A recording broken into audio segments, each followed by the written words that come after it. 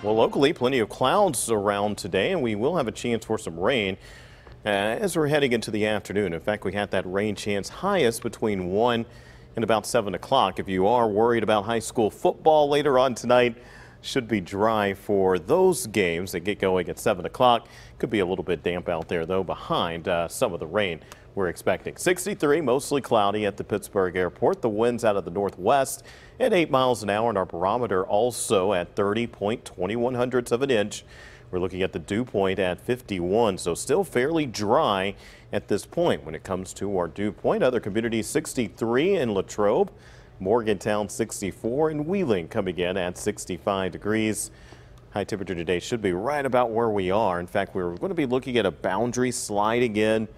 You can see it developing just along I-80 at this point. As that slides by, our high temperature likely will be reached for the day. We'll likely see temperatures pretty much holding steady the rest of the day. Speaking of rain, just a couple of very spotty isolated showers at this point. One of those right around just north of Butler is what we're looking at overall. We'll zoom into that area and just kind of show you what's going on there. This is going to be east of Butler, right along State Highway 422, where we continue to see some of that rain right there, and that is moving right on top of the Carbon Center area off to the east. Temperatures this hour, 65 in Pittsburgh, I should say for the afternoon, 63 in the Butler area, Latrobe at 62. Notice the rain. This is that boundary we were talking about. It'll continue to slide to the south. We are seeing our barometer, though, pressure going up, so we're losing instability, at least in the overall, and that's going to really kind of smother these rain showers that we're expecting to see today. Probably not going to even get a thunderstorm out of them. Notice what happens in the overnight hours. Some of the coolest weather we've seen in quite some time, with high temperatures, should say low temperatures, just into the mid-40s.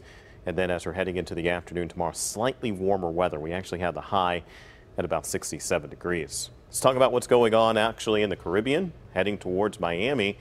This is Hurricane Irma once again, and we'll show you that latest track. Going to be right on top of the Florida area. Should be looking at, and I'll show you right here. You see that? It says 8 o'clock on Monday morning. Each one of these lines is a symbol of 12 hours. So right here, that's about 8 o'clock on Sunday night as we're making its land or making its way inland. Here's Miami. You'll notice those reds as well.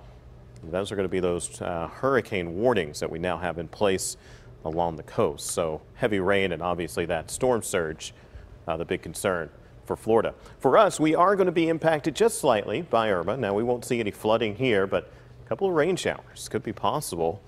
In fact, we're looking at Tuesday, Wednesday, and Thursday. We'll put in a rain chance at this point. Obviously, that will depend on the track of Irma, but at this point, it does look like we'll have a chance for seeing at least a little bit of rain. Yeah.